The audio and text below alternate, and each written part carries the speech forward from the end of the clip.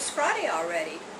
This week there are quite a few questions. I have to keep my paper in front of me.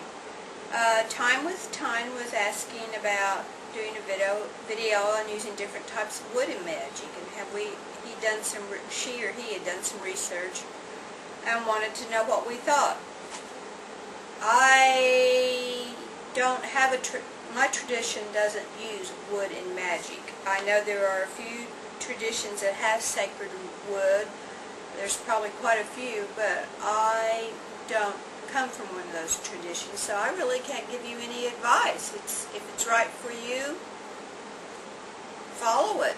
I don't use any of these traditions, although that kind of connects to the wand thing. It says, have you ever made a wand? When I first started out and my income was very slight, I did have a branch that I found and became very fond of, and started out with that and did some ribbons on the end, and that was good. Now I've had, in my fun phase and economic situation rising, I found someone online that makes beautiful wands, and I've bought a few for decoration and for use. I have one that I use and one for a rabbit man, and the guy's name is Phineas. I think he's in Florida, but he does wonderful wands, and they're wood, and they're different types of wood, so whatever I feel like I need, if I need a different energy of wood, then I talk to him, and he usually makes me the wand I need. That question was from Cyber Sailor Neela about the wand, and what do you do to complete it, and all different methods of making them. I've never made a wand. I bought one, and a tree branch was when I was first starting out, and I used it for like 3 or 4 years until things changed and I got further along in my training. Then which direction do you use to represent which element?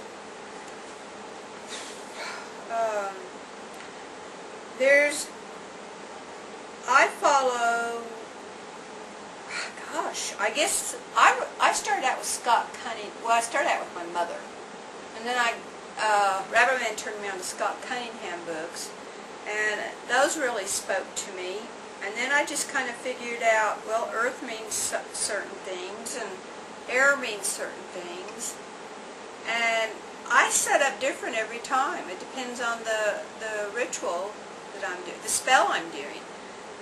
Mike has followed Starhawk, and Mike Rabbit Man. I guess it just, I have air, I use a wand or incense.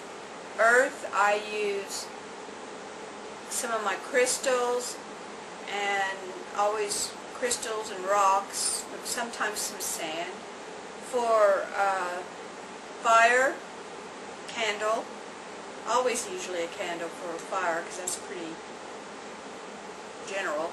And for water, I have a beautiful shell that looks in the shape of a goddess that I found on Galveston Bay that I've replaced with another shell that my mother gave me.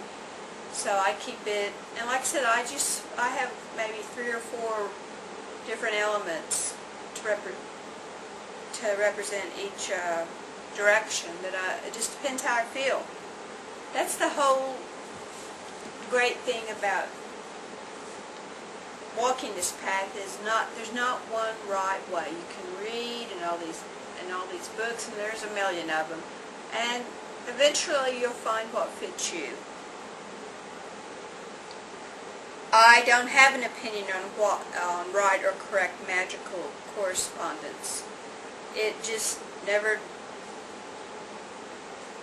There are some people that think they're right and it has to be done this way, this way, this way, this way every time. I'm not one of those people. Although I do it this way, this way, this way, this way, personally all the time. But I don't think there's any right magical correspondence. I mean, the earth is always north, east is always air, south is always fire, west has always been in that other one. Water. So we just, yeah, I got that right. It's Friday. There's no right or correct. Read.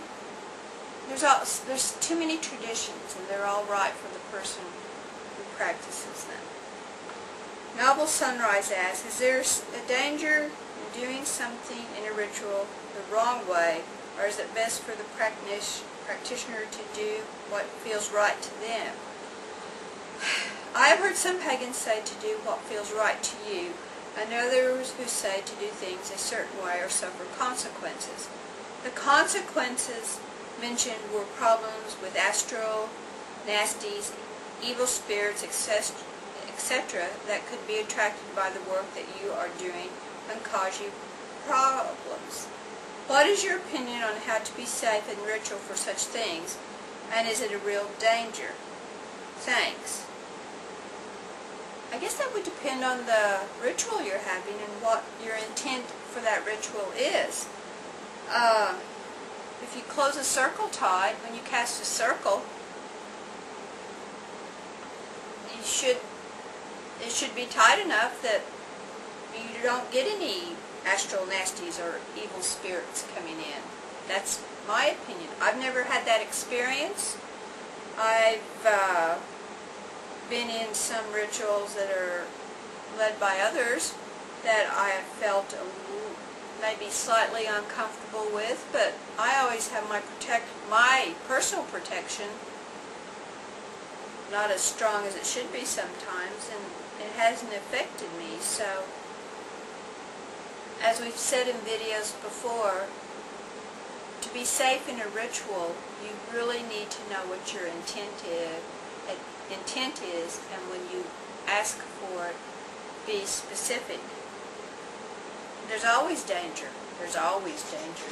So you just have to be careful and learn to cast properly, a tight circle. There's a lot of different methods. I have one friend that casts, every time she casts a circle, it's the tightest one I've ever been in. And I've been told I can cast either real light ones or real lighter type, but it depends on the ritual, so just be careful. Those were a lot of questions. I just like having one question, but that's just me. I hope this helped some.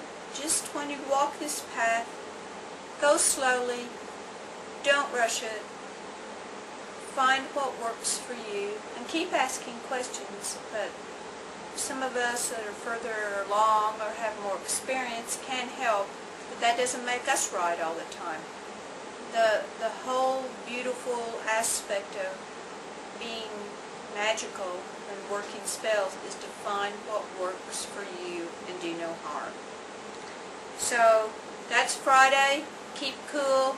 I guess next week's sub week, and then we'll be back August 20. No, there's 2 weeks of subs. Cool. You won't see us for 2 weeks.